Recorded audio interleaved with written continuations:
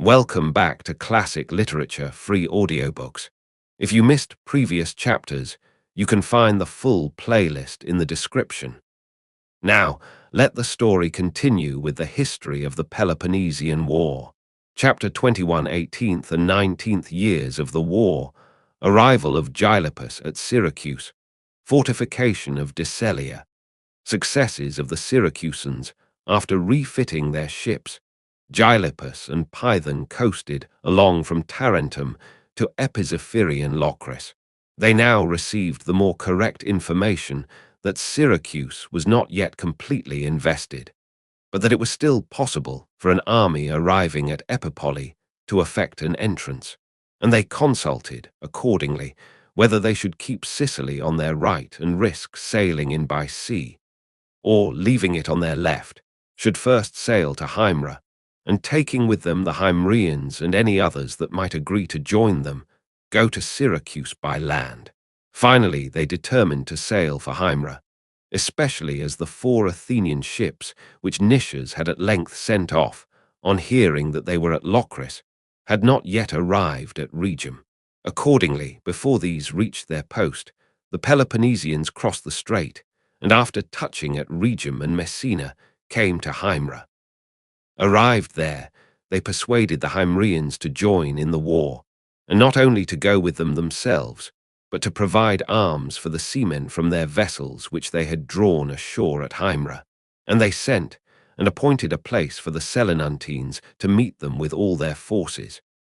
A few troops were also promised by the Gelones and some of the Sicels, who were now ready to join them with much greater alacrity, owing to the recent death of Archonidas, a powerful Sicel king in that neighborhood and friendly to Athens, and owing also to the vigor shown by Gylippus in coming from Lacedaemon. Gylippus now took with him about 700 of his sailors and marines, that number only having arms, 1,000 heavy infantry and light troops from Himera with a body of 100 horse, some light troops and cavalry from Selinus, a few Gelones, and Sicels numbering 1,000 in all, and set out on his march for Syracuse. Meanwhile the Corinthian fleet from Leucas made all haste to arrive,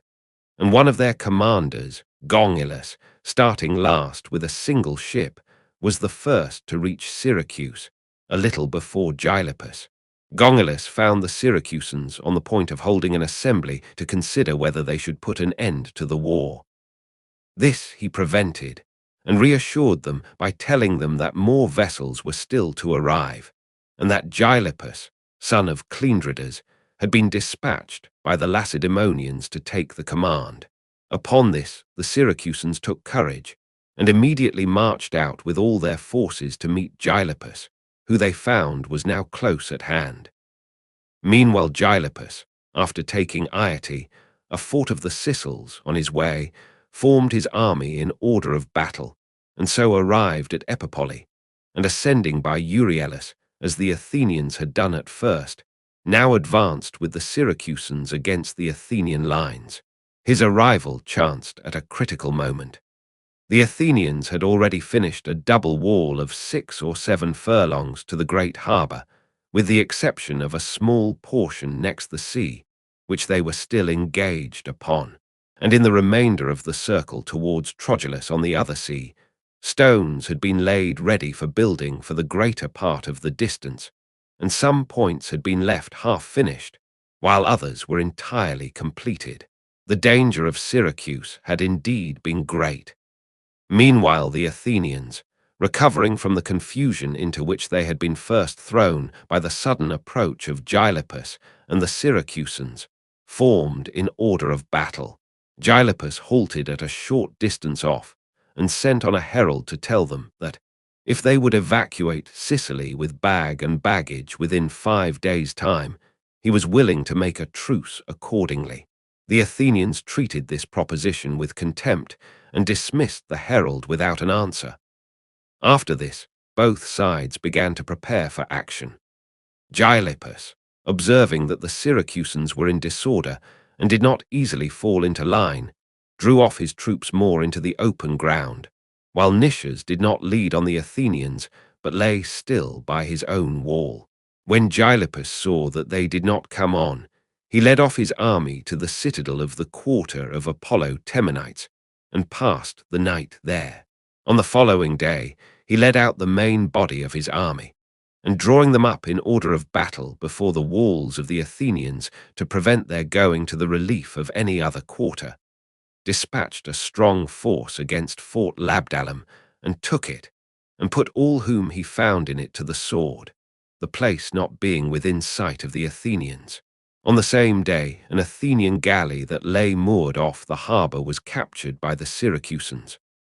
After this, the Syracusans and their allies began to carry a single wall, starting from the city, in a slanting direction up Epipoli, in order that the Athenians, unless they could hinder the work, might be no longer able to invest them. Meanwhile, the Athenians, having now finished their wall down to the sea, had come up to the heights, and part of their wall being weak, Gylippus drew out his army by night and attacked it. However, the Athenians who happened to be bivouacking outside took the alarm and came out to meet him, upon seeing which he quickly led his men back again. The Athenians now built their wall higher, and in future kept guard at this point themselves, disposing their confederates along the remainder of the works, at the stations assigned to them. Nicias also determined to fortify Plemmyrium, a promontory over against the city, which juts out and narrows the mouth of the great harbour. He thought that the fortification of this place would make it easier to bring in supplies, as they would be able to carry on their blockade from a less distance, near to the port occupied by the Syracusans, instead of being obliged, upon every movement of the enemy's navy, to put out against them from the bottom of the great harbour. Besides this, he now began to pay more attention to the war by sea, seeing that the coming of Gylippus had diminished their hopes by land. Accordingly, he conveyed over his ships and some troops, and built 3 forts in which he placed most of his baggage, and moored there for the future the larger craft and men of war. This was the first and chief occasion of the losses which the crews experienced. The water which they used was scarce, and had to be fetched from far, and the sailors could not go out for firewood without being cut off by the Syracusan horse, who were masters of the country, a third of the enemy's cavalry being stationed at the little town of Olympium, to prevent plundering incursions on the part of the Athenians at Plemmyrium. Meanwhile, Nicias learned that the rest of the Corinthian fleet was approaching, and sent 20 ships to watch for them, with orders to be on the lookout for them about Locris and Rhegium and the approach to Sicily. Gylippus, meanwhile, went on with the wall across Epipoli, using the stones which the Athenians had laid down for their own wall, and at the same time constantly led out the Syracusans and their allies,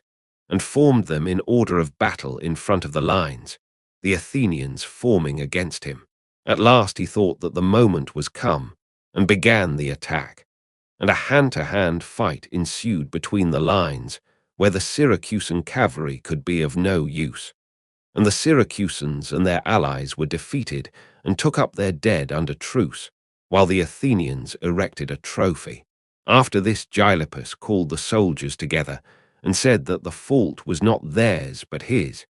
He had kept their lines too much within the works, and had thus deprived them of the services of their cavalry and darters. He would now, therefore, lead them on a second time.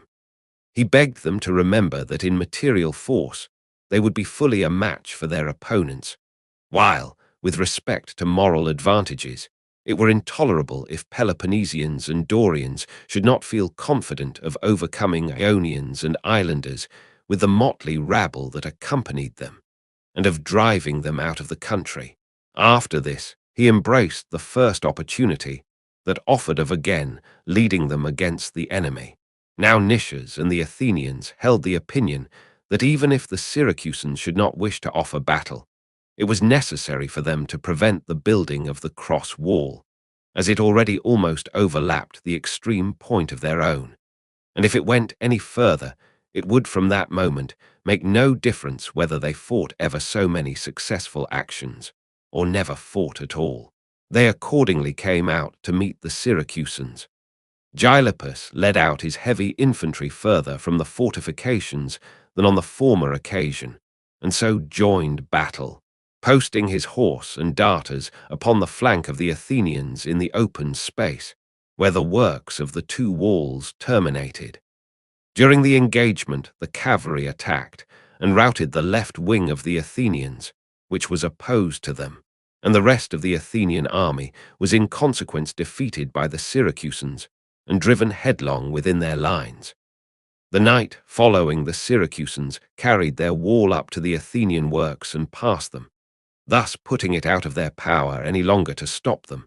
and depriving them, even if victorious in the field, of all chance of investing the city for the future. After this, the remaining 12 vessels of the Corinthians, Ambraciates, and Leucadians sailed into the harbour under the command of Iracinides, a Corinthian, having eluded the Athenian ships on guard, and helped the Syracusans in completing the remainder of the cross wall. Meanwhile, Gylippus went into the rest of Sicily to raise land and naval forces, and also to bring over any of the cities that either were lukewarm in the cause or had hitherto kept out of the war altogether. Syracusan and Corinthian envoys were also dispatched to Lacedaemon and Corinth to get a fresh force sent over, in any way that might offer, either in merchant vessels or transports, or in any other manner likely to prove successful, as the Athenians too were sending for reinforcements, while the Syracusans proceeded to man a fleet and to exercise, meaning to try their fortune in this way also, and generally became exceedingly confident. Nicias, perceiving this, and seeing the strength of the enemy and his own difficulties daily increasing, himself also sent to Athens. He had before sent frequent reports of events as they occurred, and felt it especially incumbent upon him to do so now, as he thought that they were in a critical position, and that, unless speedily recalled or strongly reinforced from home, they had no hope of safety. He feared, however, that the messengers, either through inability to speak, or through failure of memory, or from a wish to please the multitude, might not report the truth, and so thought it best to write a letter, to ensure that the Athenians should know his own opinion without its being lost in transmission, and be able to decide upon the real facts of the case. His emissaries, accordingly, departed with the letter and the requisite verbal instructions, and he attended to the affairs of the army, making it his aim now to keep on the defensive and to avoid any unnecessary danger. At the close of the same summer, the Athenian general Euetian marched in concert with Perdiccas with a large body of Thracians against Amphipolis, and failing to take, it brought some galleys round into the Strymon, and blockaded the town from the river, having his base at Hymrium. Summer was now over. The winter ensuing, the persons sent by Nicias, reaching Athens, gave the verbal messages which had been entrusted to them, and answered any questions that were asked them, and delivered the letter. The clerk of the city now came forward and read out to the Athenians the letter, which was as follows: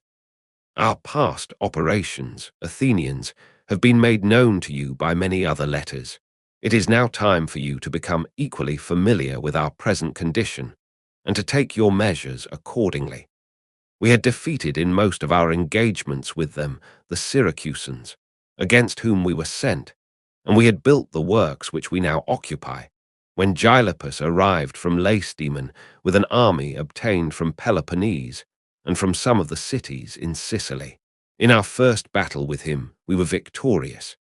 In the battle on the following day, we were overpowered by a multitude of cavalry and darters, and compelled to retire within our lines. We have now, therefore, been forced by the numbers of those opposed to us to discontinue the work of circumvallation, and to remain inactive, being unable to make use even of all the force we have, since a large portion of our heavy infantry is absorbed in the defense of our lines. Meanwhile, the enemy have carried a single wall past our lines, thus making it impossible for us to invest them in future, until this cross wall be attacked by a strong force and captured, so that the besieger in name has become, at least from the land side, the besieged in reality, as we are prevented by their cavalry from even going for any distance into the country. Besides this, an embassy has been dispatched to Peloponnese to procure reinforcements, and Gylippus has gone to the cities in Sicily, partly in the hope of inducing those that are at present neutral to join him in the war,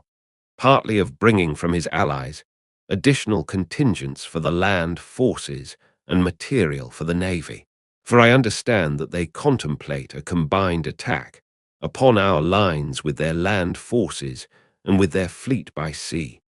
You must none of you be surprised that I say by sea also. They have discovered that the length of the time we have now been in commission has rotted our ships and wasted our crews,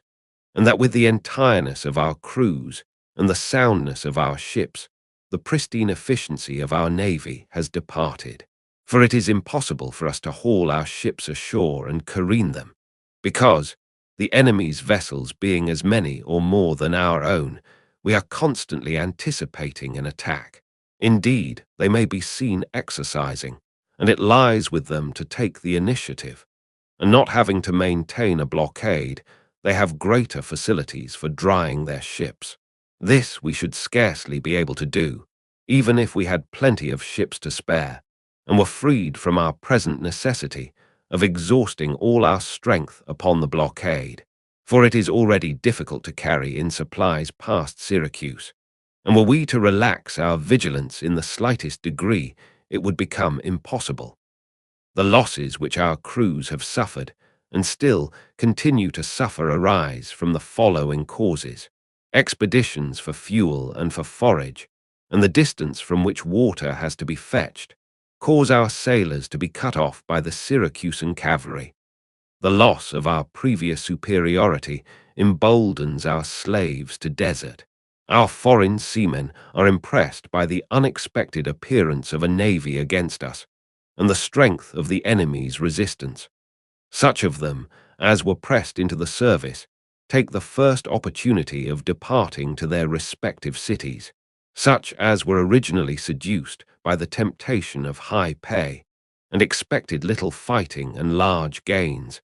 leave us either by desertion to the enemy, or by availing themselves of one or other of the various facilities of escape which the magnitude of Sicily affords them. Some even engage in trade themselves, and prevail upon the captains to take Hicaric slaves on board in their place. Thus they have ruined the efficiency of our navy. Now, I need not remind you that the time during which a crew is in its prime is short,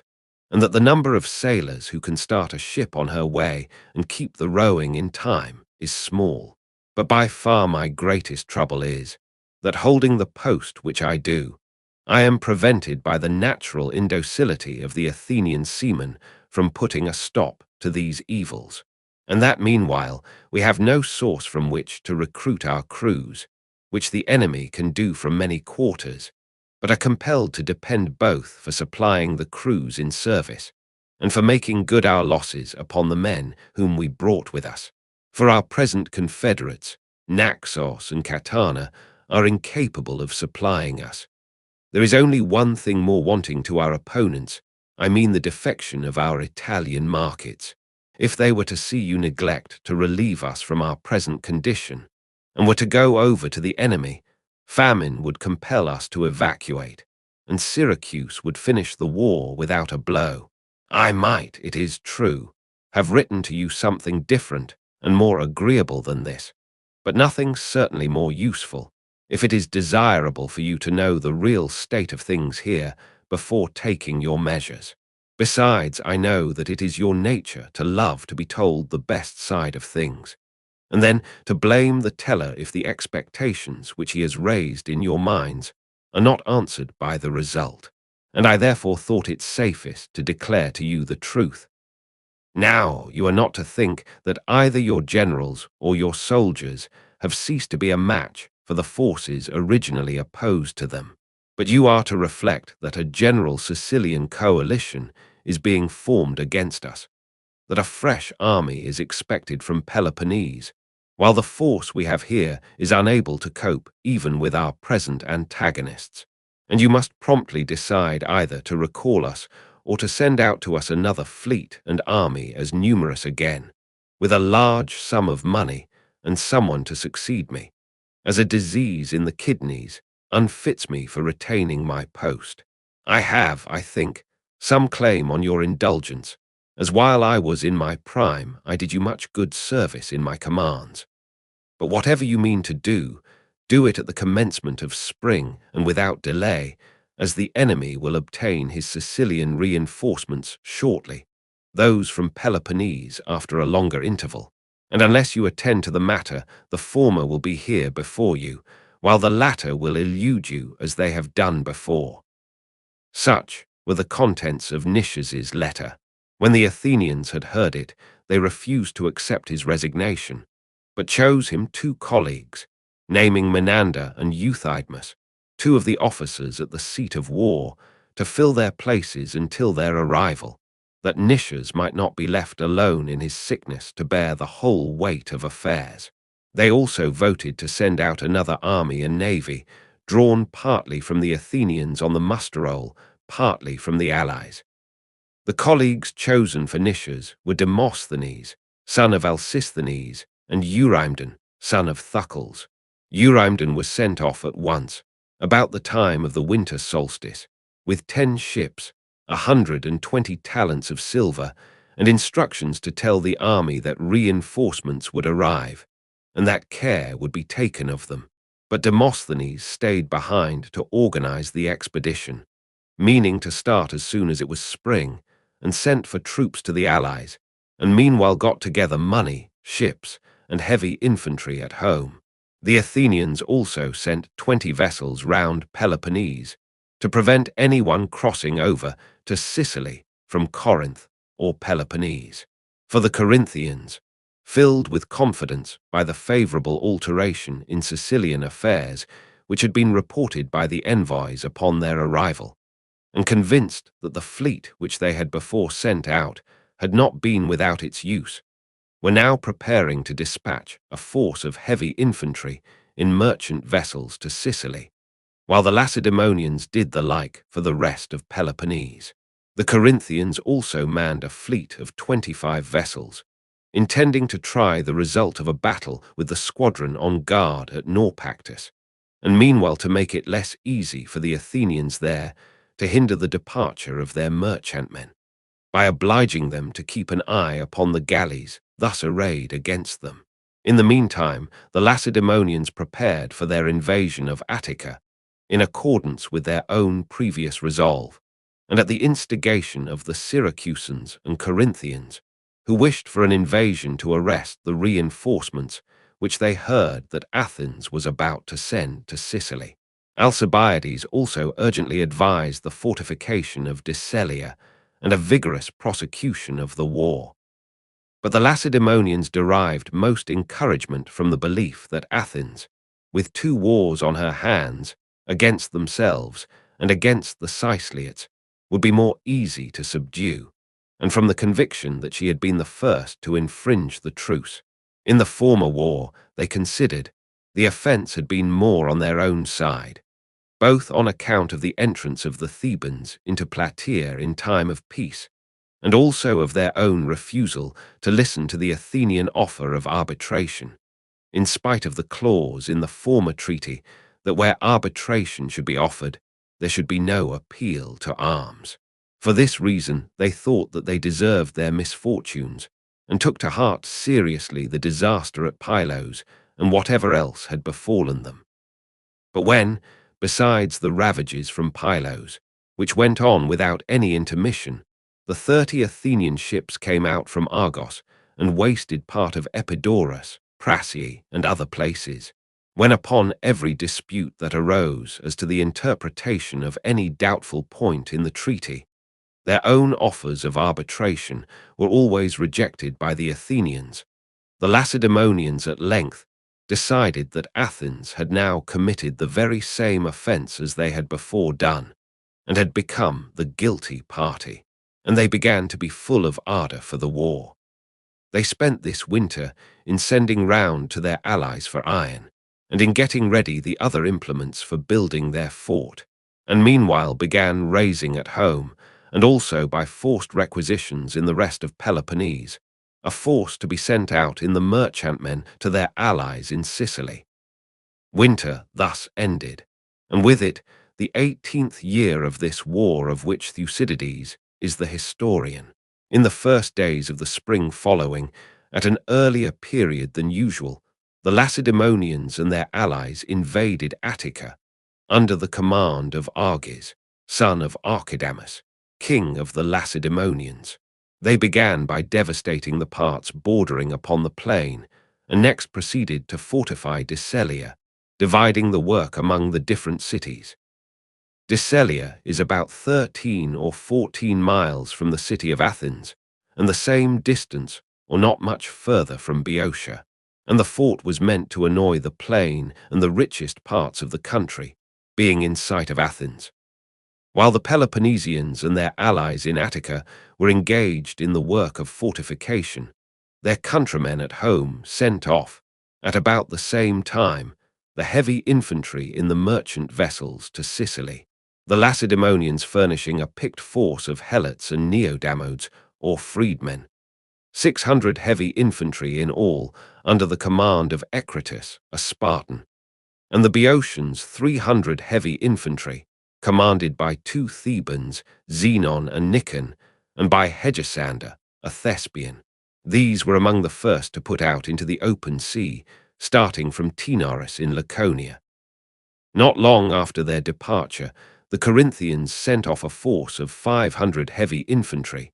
consisting partly of men from Corinth itself, and partly of Arcadian mercenaries, placed under the command of Alexarchus, a Corinthian. The Sicyonians also sent off 200 heavy infantry at same time as the Corinthians, under the command of Sargius, a Sicyonian. Meantime, the 25 vessels manned by Corinth during the winter lay, confronting the 20 Athenian ships at Naupactus, until the heavy infantry and the merchantmen were fairly on their way from Peloponnese, thus fulfilling the object for which they had been manned originally, which was to divert the attention of the Athenians from the merchantmen to the galleys. During this time, the Athenians were not idle. Simultaneously with the fortification of Decelia, at the very beginning of spring, they sent 30 ships round Peloponnese, under Charicles, son of Apollodorus, with instructions to call at Argos and demand a force of their heavy infantry for the fleet, agreeably to the alliance. At the same time, they dispatched Demosthenes to Sicily, as they had intended, with 60 Athenian and 5 Chian vessels, 1,200 Athenian heavy infantry from the muster roll, and as many of the islanders as could be raised in the different quarters, drawing upon the other subject allies for whatever they could supply that would be of use for the war. Demosthenes was instructed first to sail round with Charicles, and to operate with him upon the coasts of Laconia, and accordingly sailed to Aegina, and there waited for the remainder of his armament, and for Charicles to fetch the Argive troops. In Sicily, about the same time in this spring, Gylippus came to Syracuse with as many troops as he could bring from the cities which he had persuaded to join. Calling the Syracusans together, he told them that they must man as many ships as possible and try their hand at a sea fight, by which he hoped to achieve an advantage in the war not unworthy of the risk. With him Hermocrates actively joined in trying to encourage his countrymen to attack the Athenians at sea, saying that the latter had not inherited their naval prowess, nor would they retain it forever. They had been landsmen even to a greater degree than the Syracusans, and had only become a maritime power when obliged by the Mede. Besides, to daring spirits like the Athenians, a daring adversary would seem the most formidable, and the Athenian plan of paralyzing by the boldness of their attack a neighbor often not their inferior in strength, could now be used against them with as good effect by the Syracusans. He was convinced also that the unlooked-for spectacle of Syracusans daring to face the Athenian navy would cause a terror to the enemy, the advantages of which would far outweigh any loss that Athenian science might inflict upon their inexperience. He accordingly urged them to throw aside their fears and to try their fortune at sea,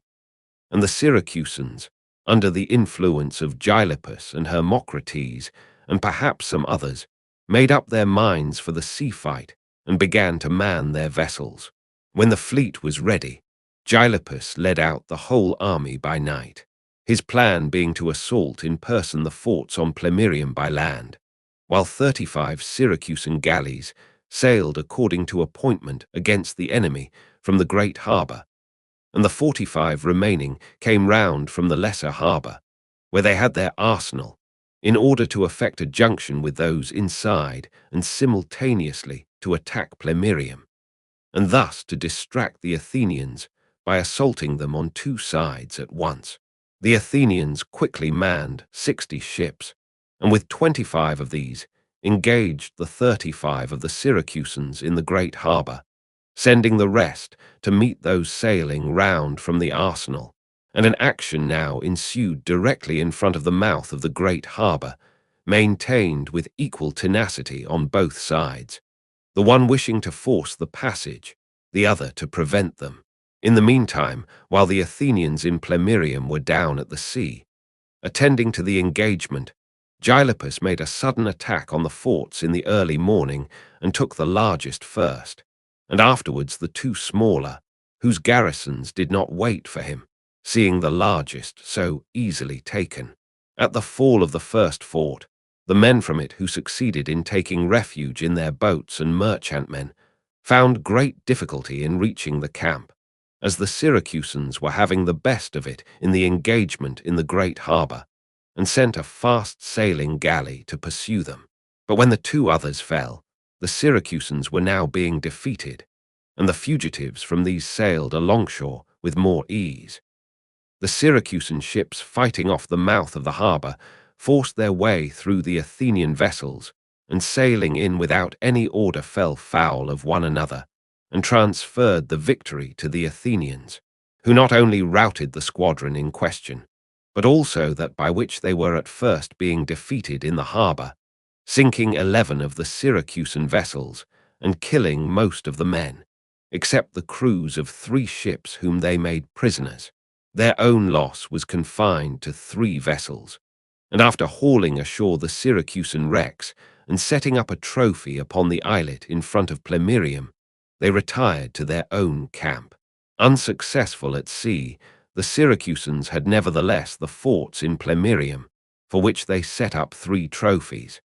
One of the 2 last taken they razed, but put in order and garrisoned the 2 others. In the capture of the forts, a great many men were killed and made prisoners, and a great quantity of property was taken in all. As the Athenians had used them as a magazine, there was a large stock of goods and corn of the merchants inside, and also a large stock belonging to the captains, the masts and other furniture of 40 galleys being taken, besides 3 galleys which had been drawn up on shore. Indeed, the first and chiefest cause of the ruin of the Athenian army was the capture of Plemmyrium, even the entrance of the harbour being now no longer safe for carrying in provisions, as the Syracusan vessels were stationed there to prevent it, and nothing could be brought in without fighting, besides the general impression of dismay and discouragement produced upon the army. After this, the Syracusans sent out 12 ships under the command of Agatharchus, a Syracusan. One of these went to Peloponnese with ambassadors to describe the hopeful state of their affairs, and to incite the Peloponnesians to prosecute the war there even more actively than they were now doing, while the 11 others sailed to Italy, hearing that vessels laden with stores were on their way to the Athenians, after falling in with and destroying most of the vessels in question. and burning in the Caulonian territory a quantity of timber for shipbuilding, which had been got ready for the Athenians. The Syracusan squadron went to Locri, and one of the merchantmen from Peloponnese coming in, while they were at anchor there, carrying Thespian heavy infantry, took these on board and sailed alongshore towards home. The Athenians were on the lookout for them with 20 ships at Megara, but were only able to take one vessel with its crew, the rest getting clear off to Syracuse. There was also some skirmishing in the harbour about the piles which the Syracusans had driven in the sea in front of the old docks, to allow their ships to lie at anchor inside, without being hurt by the Athenians sailing up and running them down. The Athenians brought up to them a ship of 10,000 talents burden furnished with wooden turrets and screens, and fastened ropes round the piles from their boats, wrenched them up and broke them, or dived down and sawed them in two. Meanwhile, the Syracusans plied them with missiles from the docks, to which they replied from their large vessel, until at last most of the piles were removed by the Athenians. But the most awkward part of the stockade was the part out of sight. Some of the piles which had been driven in did not appear above water, so that it was dangerous to sail up, for fear of running the ships upon them, just as upon a reef, through not seeing them. However, divers went down and sawed off even these for reward, although the Syracusans drove in others. Indeed, there was no end to the contrivances to which they resorted against each other, as might be expected between two hostile armies confronting each other at such a short distance, and skirmishes and all kinds of other attempts were of constant occurrence. Meanwhile, the Syracusans sent embassies to the cities, composed of Corinthians, Ambraciates, and Lacedaemonians, to tell them of the capture of Plemmyrium,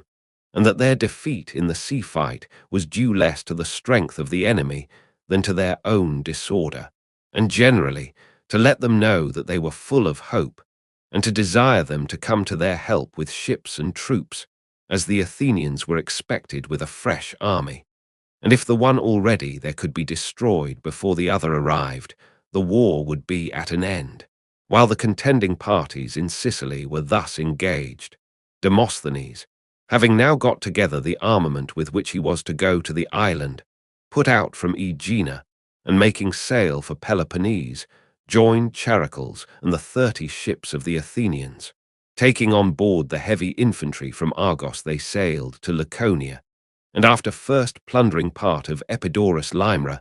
landed on the coast of Laconia, opposite Cythera, where the temple of Apollo stands, and laying waste part of the country, fortified a sort of isthmus, to which the helots of the Lacedaemonians might desert,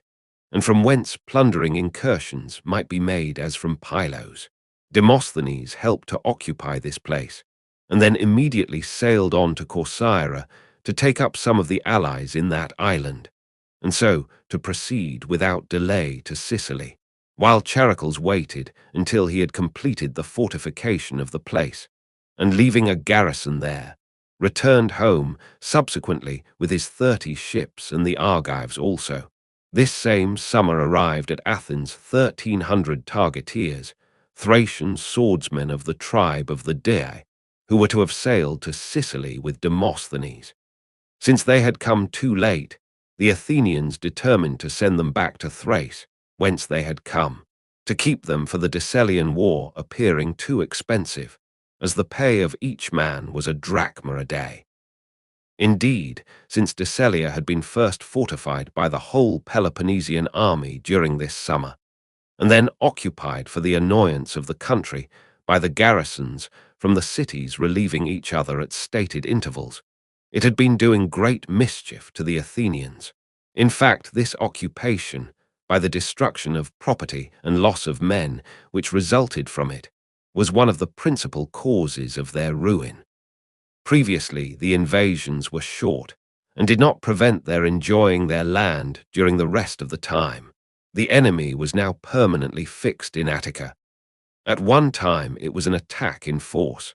At another, it was the regular garrison overrunning the country and making forays for its subsistence, and the Lacedaemonian king, Arges, was in the field and diligently prosecuting the war. Great mischief was therefore done to the Athenians.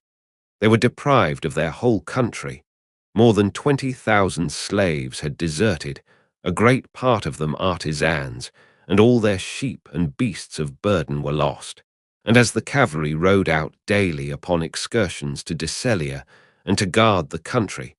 their horses were either lamed by being constantly worked upon rocky ground, or wounded by the enemy. Besides, the transport of provisions from Euboea, which had before been carried on so much more quickly overland by Decelia from Oropus,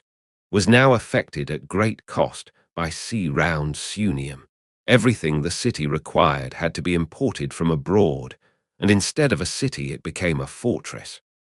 Summer and winter, the Athenians were worn out by having to keep guard on the fortifications, during the day by turns, by night altogether, the cavalry excepted, at the different military posts or upon the wall. But what most oppressed them was that they had two wars at once, and had thus reached a pitch of frenzy which no one would have believed possible if he had heard of it before it had come to pass. For could anyone have imagined that even when besieged by the Peloponnesians entrenched in Attica,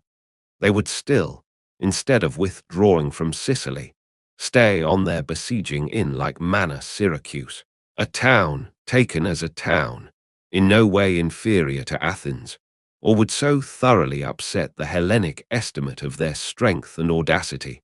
as to give the spectacle of a people which, at the beginning of the war, some thought might hold out 1 year, some 2, none more than 3, if the Peloponnesians invaded their country,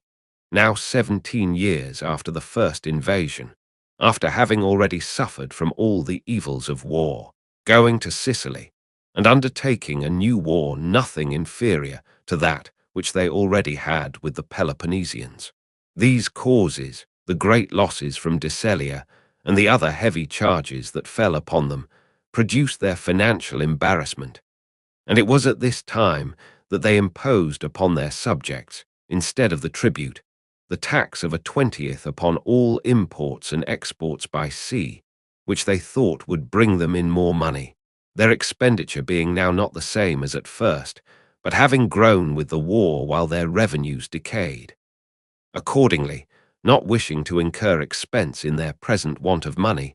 they sent back at once the Thracians who came too late for Demosthenes, under the conduct of Diotrephes, who was instructed, as they were to pass through the Euripus, to make use of them if possible in the voyage alongshore to injure the enemy. Diotrephes first landed them at Tanagra, and hastily snatched some booty. He then sailed across the Euripus in the evening from Chalcis in Euboea, and disembarking in Boeotia, led them against Mycalessus. The night he passed unobserved near the temple of Hermes, not quite 2 miles from Mycalessus, and at daybreak assaulted and took the town, which is not a large one, the inhabitants being off their guard, and not expecting that anyone would ever come up so far from the sea to molest them, the wall too being weak, and in some places having tumbled down, while in others it had not been built to any height, and the gates also being left open through their feeling of security. The Thracians bursting into Mycalessus sacked the houses and temples, and butchered the inhabitants, sparing neither youth nor age, but killing all they fell in with, one after the other, children and women, and even beasts of burden, and whatever other living creatures they saw. The Thracian race, like the bloodiest of the barbarians, being even more so when it has nothing to fear. Everywhere confusion reigned and death in all its shapes, and in particular they attacked a boys' school, the largest that there was in the place, into which the children had just gone, and massacred them all. In short, the disaster falling upon the whole town was unsurpassed in magnitude, and unapproached by any in suddenness and in horror. Meanwhile the Thebans heard of it, and marched to the rescue, and overtaking the Thracians before they had gone far, recovered the plunder, and drove them in panic to the Euripus and the sea, where the vessels which brought them were lying. The greatest slaughter took place while they were embarking, as they did not know how to swim, and those in the vessels, on seeing what was going on shore, moored them out of bowshot. In the rest of the retreat, the Thracians made a very respectable defense against the Theban horse, by which they were first attacked, dashing out and closing their ranks according to the tactics of their country, and lost only a few men in that part of the affair. A good number who were after plunder were actually caught in the town and put to death. Altogether, the Thracians had 250 killed out of 1,300, the Thebans and the rest who came to the rescue about 20, troopers and heavy infantry, with Serphondas, one of the Boeotarchs. The Mycalessians lost a large proportion of their population. While Mycalessus thus experienced a calamity for its extent, as lamentable as any that happened in the war, Demosthenes, whom we left sailing to Corcyra, after the building of the fort in Laconia, found a merchantman lying at Phi in Elis, in which the Corinthian heavy infantry were to cross to Sicily. The ship he destroyed, but the men escaped, and subsequently got another in which they pursued their voyage. After this, arriving at Zacynthus and Cephallenia, he took a body of heavy infantry on board, and sending for some of the Messenians from Naupactus, crossed over to the opposite coast of Acarnania, to Alizia, and to Anactorium, which was held by the Athenians. While he was in these parts, he was met by Eurymedon returning from Sicily, where he had been sent, as has been mentioned, during the winter, with the money for the army, who told him the news, and also that he had heard while at sea that the Syracusans had taken Plemmyrium. Here also Canon came to them, the commander at Naupactus, with news that the 25 Corinthian ships stationed opposite to him, far from giving over the war, were meditating an engagement, and he therefore begged them to send him some ships, as his own 18 were not a match for the enemy's 25. Demosthenes and Eurymedon, accordingly, sent 10 of their best sailors with Canon to reinforce the squadron at Naupactus, and meanwhile prepared for the muster of their forces. Eurymedon, who was now the colleague of Demosthenes, and had turned back in consequence of his appointment, sailing to Corcyra to tell them to man 15 ships and to enlist heavy infantry, while Demosthenes raised slingers and darters from the parts about Acarnania. Meanwhile the envoys, already mentioned, who had gone from Syracuse to the cities after the capture of Plemmyrium, had succeeded in their mission, and were about to bring the army that they had collected, when Nicias got scent of it, and sent to the Centauripae and Alicians, and other of the friendly Sicels, who held the passes, not to let the enemy through, but to combine to prevent their passing, there being no other way by which they could even attempt it, as the Agrigentines would not give them a passage through their country. Agreeably to this request, the Sicels laid a triple ambuscade for the Siceliots upon their march, and attacking them suddenly, while off their guard, killed about 800 of them and all the envoys, the Corinthian only excepted, by whom 1,500 who escaped were conducted to Syracuse. About the same time, the Camarinaeans also came to the assistance of Syracuse with 500 heavy infantry, 300 darters, and as many archers, while the Gelones sent crews for 5 ships, 400 darters, and 200 horse. Indeed, almost the whole of Sicily, except the Agrigentines, who were neutral, now ceased merely to watch events as it had hitherto done, and actively joined Syracuse against the Athenians, while the Syracusans, after the Sicel disaster, put off any immediate attack upon the Athenians, Demosthenes and Eurymedon, whose forces from Corcyra and the continent were now ready, crossed the Ionian Gulf with all their armament to the Iapygian promontory, and starting from thence, touched at the Choerades Isles lying off Iapygia, where they took on board 150 Iapygian darters of the Messapian tribe, and after renewing an old friendship with Artes, the chief, who had furnished them with the darters, arrived at Metapontium in Italy. Here they persuaded their allies the Metapontines to send with them 300 darters and 2 galleys, and with this reinforcement coasted on to Thurii, where they found the party hostile to Athens recently expelled by a revolution, and accordingly remained there to muster and review the whole army, to see if any had been left behind, and to prevail upon the Thurians resolutely to join them in their expedition, and in the circumstances in which they found themselves to conclude a defensive and offensive alliance with the Athenians. About the same time, the Peloponnesians in the 25 ships stationed opposite to the squadron at Naupactus to protect the passage of the transports to Sicily had got ready for engaging, and manning some additional vessels, so as to be numerically little inferior to the Athenians, anchored off Erineus in a chair in the Rippic country, the place off which they lay being in the form of a crescent. The land forces furnished by the Corinthians and their allies on the spot came up and ranged themselves upon the projecting headlands on either side, while the fleet, under the command of Polyanthes, a Corinthian, held the intervening space and blocked up the entrance. The Athenians under Diphilus now sailed out against them with 33 ships from Naupactus, and the Corinthians, at first not moving, at length thought they saw their opportunity,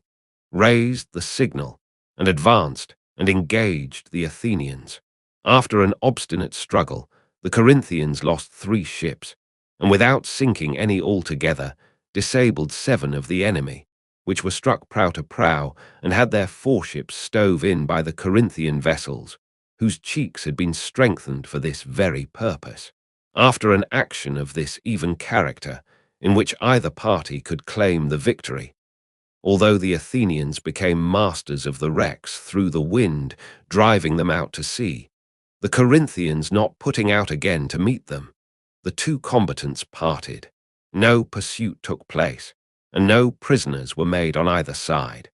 The Corinthians and Peloponnesians who were fighting near the shore escaping with ease, and none of the Athenian vessels having been sunk. The Athenians now sailed back to Naupactus, and the Corinthians immediately set up a trophy as victors, because they had disabled a greater number of the enemy's ships.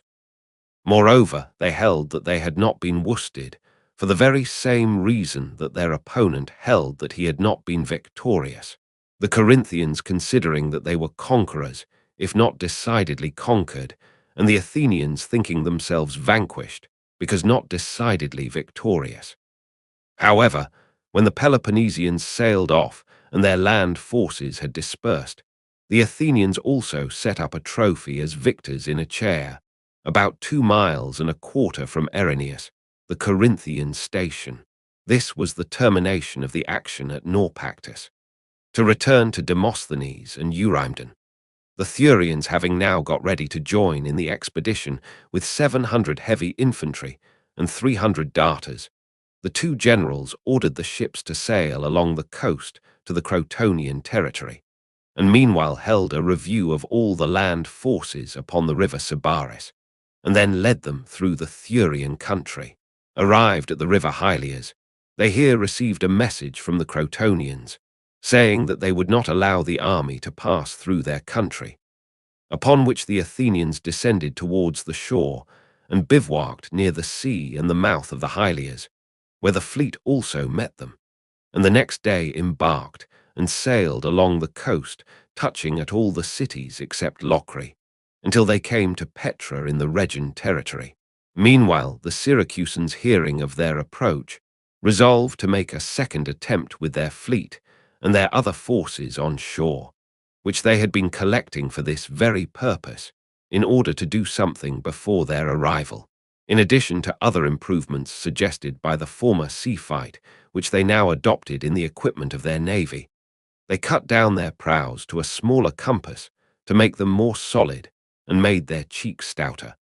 and from these let stays into the vessel's sides for a length of 6 cubits within and without,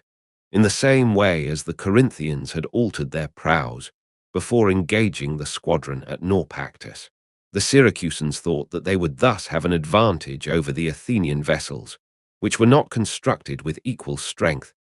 but were slight in the bows, from their being more used to sail round and charge the enemy's side than to meet him prow to prow,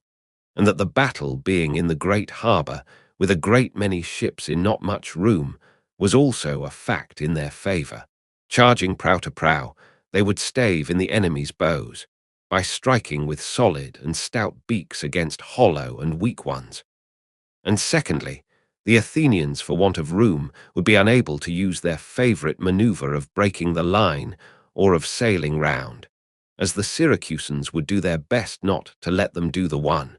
and want of room would prevent their doing the other. This charging prow to prow, which had hitherto been thought want of skill in a helmsman, would be the Syracusans' chief manoeuvre,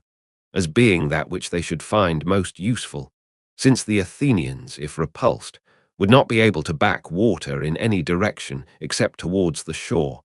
and that only for a little way, and in the little space in front of their own camp. The rest of the harbour would be commanded by the Syracusans, and the Athenians, if hard pressed, by crowding together in a small space and all to the same point, would run foul of one another and fall into disorder, which was, in fact, the thing that did the Athenians most harm in all the sea fights, they not having, like the Syracusans, the whole harbour to retreat over. As to their sailing round into the open sea, this would be impossible, with the Syracusans in possession of the way out and in, especially as Plemmyrium would be hostile to them, and the mouth of the harbour was not large. With these contrivances to suit their skill and ability, and now more confident after the previous sea fight, the Syracusans attacked by land and sea at once. The town force Gylippus led out a little the first, and brought them up to the wall of the Athenians, where it looked towards the city, while the force from the Olympium, that is to say, the heavy infantry that were there with the horse and the light troops of the Syracusans, advanced against the wall from the opposite side, the ships of the Syracusans and allies sailing out immediately afterwards. The Athenians at first fancied that they were to be attacked by land only,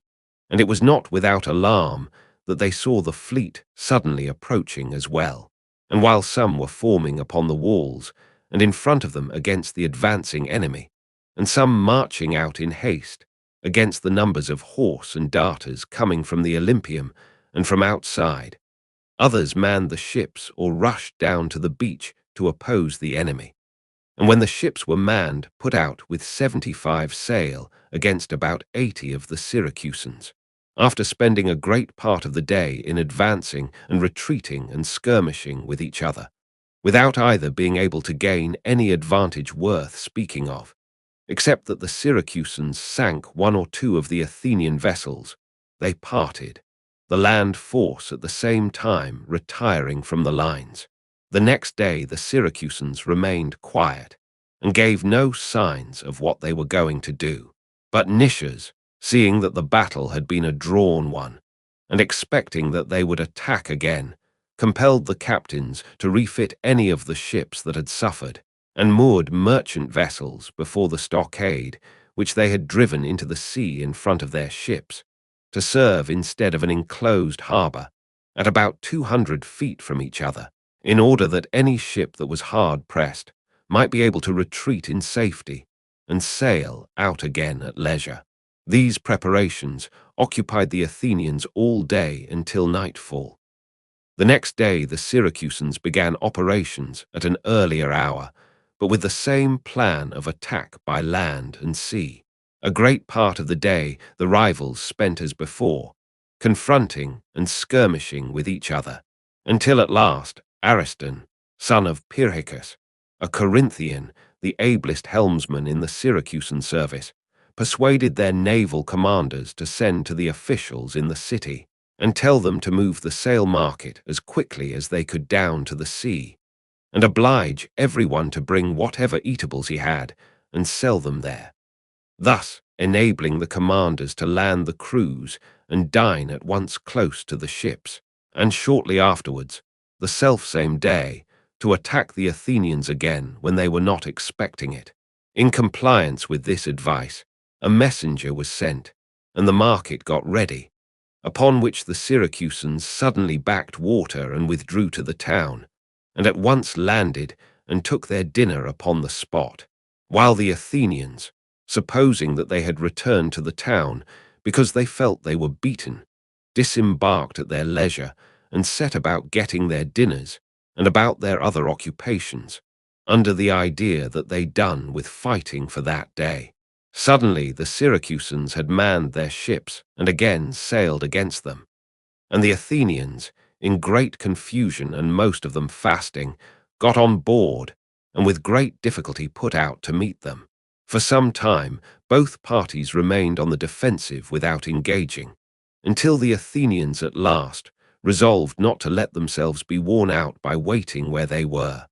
but to attack without delay, and giving a cheer, went into action. The Syracusans received them, and charging prow to prow as they had intended, stove in a great part of the Athenian foreships by the strength of their beaks. The darters on the decks also did great damage to the Athenians, but still greater damage was done by the Syracusans, who went about in small boats, ran in upon the oars of the Athenian galleys, and sailed against their sides, and discharged from thence their darts upon the sailors. At last, fighting hard in this fashion, the Syracusans gained the victory, and the Athenians turned and fled between the merchantmen to their own station.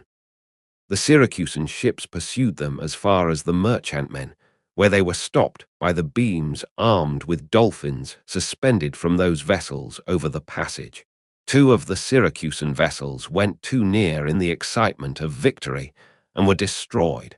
one of them being taken with its crew, after sinking 7 of the Athenian vessels and disabling many, and taking most of the men prisoners and killing others.